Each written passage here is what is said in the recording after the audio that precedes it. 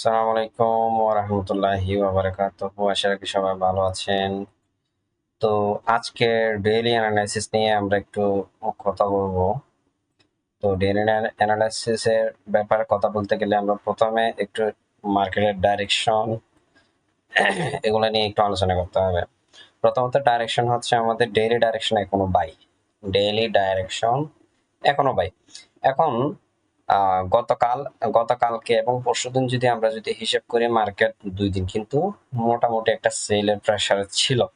ঠিক আছে? সেলের প্রেসার ছিল হচ্ছে এই কারণে কারণ এখানে আমাদের 4 আওয়ার টাইম ফ্রেমে অর্থাৎ এই যে যেটা আমাদের এখানে যে সাপোর্টটা আমাদের ক্রিয়েট হয়েছিল এটা ব্রেকআউট হয়েছিল। এই ব্রেকআউটের কারণে মার্কেট এখানে উপরে গেছে, লিকুইডিটি নিচে, দেন মার্কেট ফল করছে।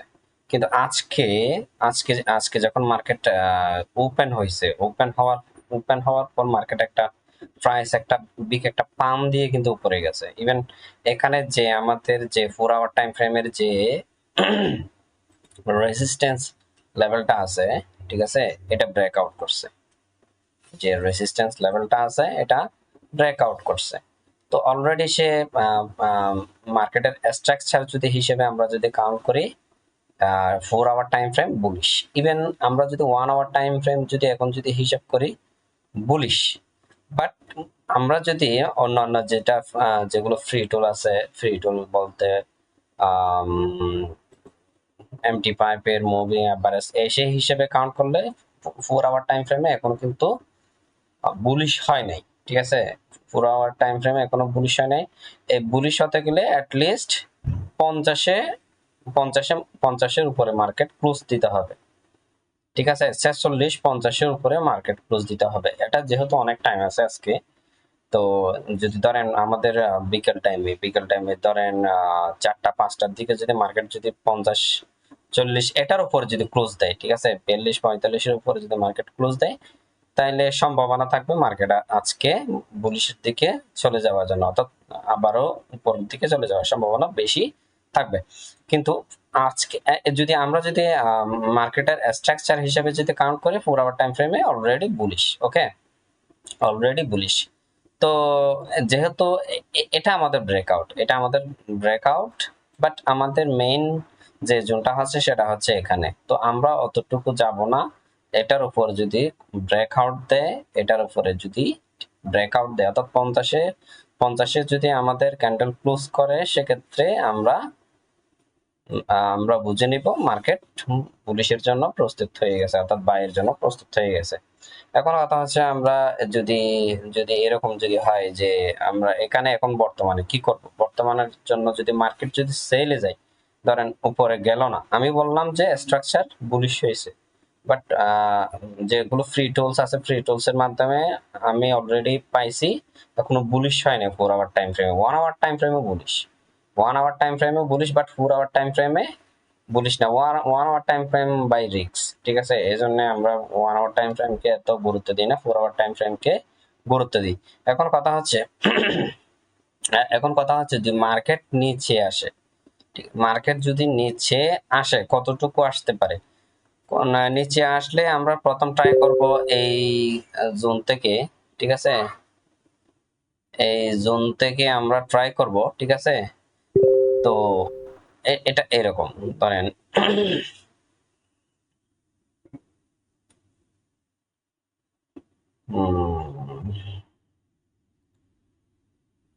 তো যেহেতু এটা গ্যাপ আপ দিয়ে শুরু করছে, অবশ্যই এখান থেকে মার্কেট চলে যাওয়ার সম্ভাবনা বেশি থাকবে।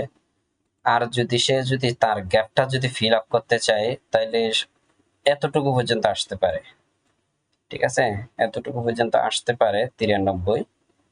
তো এখানে আমাদের দুইটা জোন মার্ক করতে হবে, এই জন্য এই দুইটাই আমাদের ইম্পর্টেন্ট লেভেল। ঠিক আছে, এই দুইটাই, এই পুরো জোনটা হচ্ছে আমাদের একটা ইম্পর্টেন্ট লেভেল। এখানে আসলে এখান থেকে বাই নিব। আর স্লোলি বাই হচ্ছে এখান থেকে যদি মার্কেট এই জায়গায় আসে, ধরেন আমরা দেখি এখানে কোনো জোন আসছে কিনা পারফেক্ট এন্ট্রির জন্য।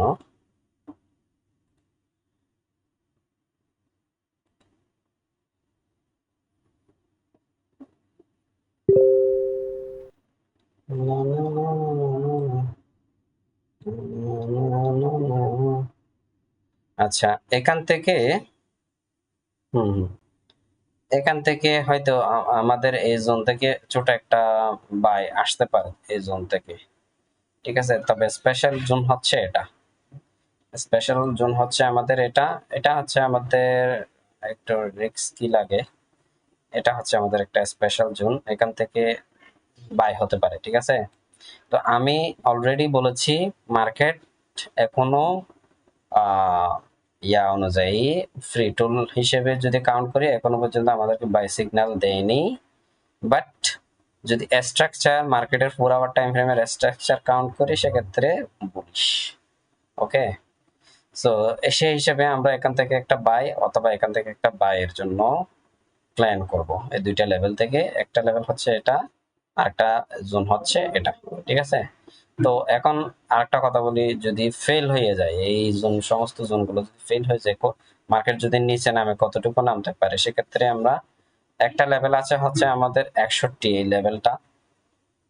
আরেকটা হচ্ছে আমাদের যদি এই জোন, এখানে যে লিকুইডিটি গুলো আছে, ঠিক আছে, এই যে এই লিকুইডিটি গুলো যদি টেকেন করে সেক্ষেত্রে 77 থেকে মার্কেট আবার আপে যেতে পারে, ঠিক আছে। 45 77 থেকে মার্কেট আবার আপে যেতে পারে। বাস এতটুকু, আমি লং করব না।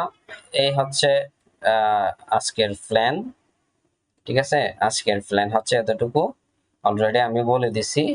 মার্কেটের 4 আওয়ার টাইম ফ্রেম অনুযায়ী, 4 আওয়ার টাইম ফ্রেম অনুযায়ী bullish, daily bullish, 1 hour bullish. Okay, free tool হিসেবে এখনো বুলিশ হয় নাই, ফ্রি টুল হিসেবে বুলিশ সাথে 50-এ যেতে হবে, 50-এর উপরে ব্রেক করতে হবে, তখন বুলিশ। ওকে, তো আপাতত আমরা সেলের প্রস্তুতি নিব না, এখানে সেল নাই আপাতত।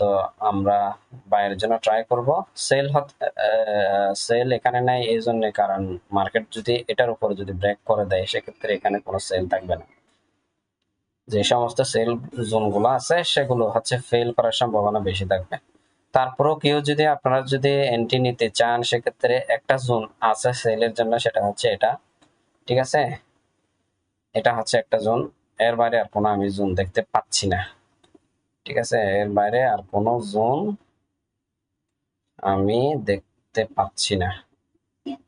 রাইট, এই জোনটা থেকে একটা এন্ট্রি নেওয়া যায়।